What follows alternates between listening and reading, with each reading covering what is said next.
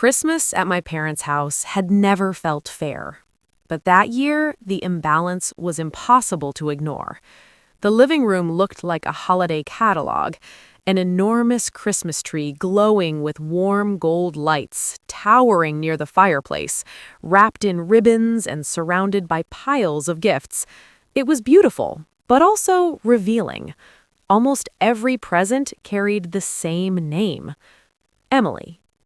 My younger sister had always been the favorite.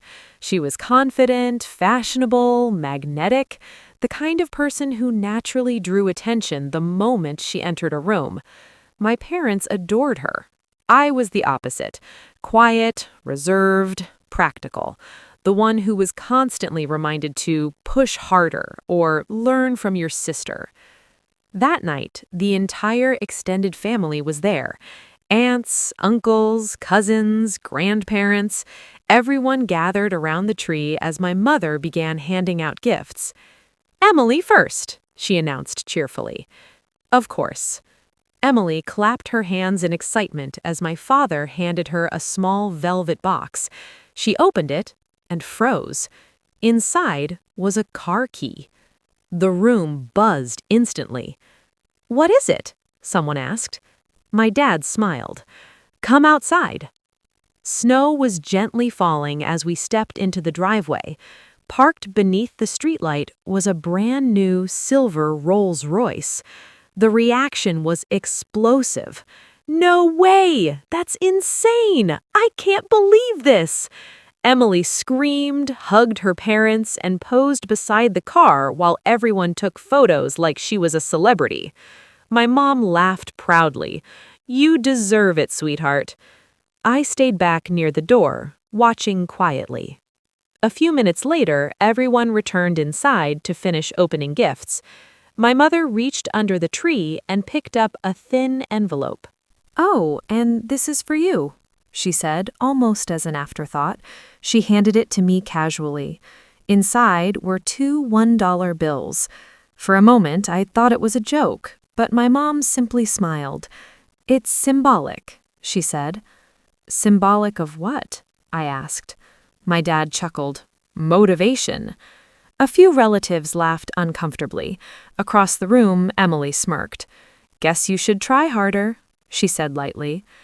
I folded the $2 neatly and slipped them back into the envelope. Strangely, I felt calm. No anger, no humiliation, just clarity. At around 2 a.m., when the house was finally quiet, I packed a small backpack. I walked through the dark living room one last time. The Christmas tree lights were still glowing. The envelope with the $2 sat on the table. I left it there. Then I opened the front door and stepped into the cold night. No note, no goodbye, and for the next 10 years, I never returned. I didn't have a real plan that night, just a backpack, a few clothes, and about $80 I'd saved from a part-time job. The bus station was nearly empty at 3 a.m. A tired clerk sat behind the counter. "Where to?" he asked.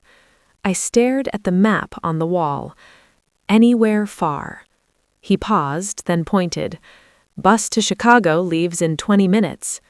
I bought the ticket, and just like that, I vanished. The first year was brutal. I took any job I could find, washing dishes, unloading trucks, cleaning offices overnight. Some nights I slept on couches, other nights in cheap hostels. Sometimes I wondered if my family had even noticed I was gone.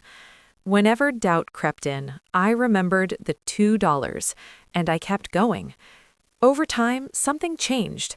I realized I was good at fixing things: machines, electronics, broken systems in warehouses. One manager noticed and asked if I could take a look at an old conveyor system that hadn't worked in months. I stayed after my shift. 3 hours later, it was running. He stared at it in disbelief. Ever thought about engineering? I hadn't, but that question changed my life. I started learning nonstop. Online courses, night classes, manuals, tutorials. Years later, I joined a small logistics company as a technician. I quickly noticed inefficiencies everywhere. Delayed trucks, lost packages, wasted money. One night, I sketched an idea for software that could track warehouse operations in real time. It was rough, but the owner saw potential. "Build it," he said. "We'll test it." For 2 years, I worked day and night. Slowly, it worked. Then other warehouses wanted it. We weren't just a logistics company anymore, we became a tech company. 5 years later, investors stepped in. 7 years after I left home, our platform was being used nationwide. By year 10, the company was worth more than I'd ever imagined as a kid. Then, one December afternoon, my assistant walked into my office holding an envelope. "It's handwritten," she said, "from someone named Emily." My chest tightened. "My sister." I opened it slowly. "We saw you on the news. Mom says we need to talk. Please come home for Christmas." I stared out at the skyline. 10 years ago, I walked out with nothing. Now, they wanted me back. When I arrived, the house looked almost unchanged. The same lights, the same tree. The moment I walked in, the room fell silent. My parents stared at me like they'd seen a ghost. Emily stood by the fireplace. "You actually came." I said I would. My mother spoke softly. "We saw your interview. Your company, it's incredible." My father added, "We didn't realize how hard things were back then." "I wasn't struggling," I said calmly. "I was leaving." Emily shifted nervously. "About that Christmas." I raised my hand. "It's fine." Then I placed something on the table. 2 crisp $1 bills. "I kept the lesson," I said. Motivation. No one laughed. They finally understood something simple. The night I walked out with nothing was the night my real life began. If you enjoy real-life stories like this, don't forget to subscribe.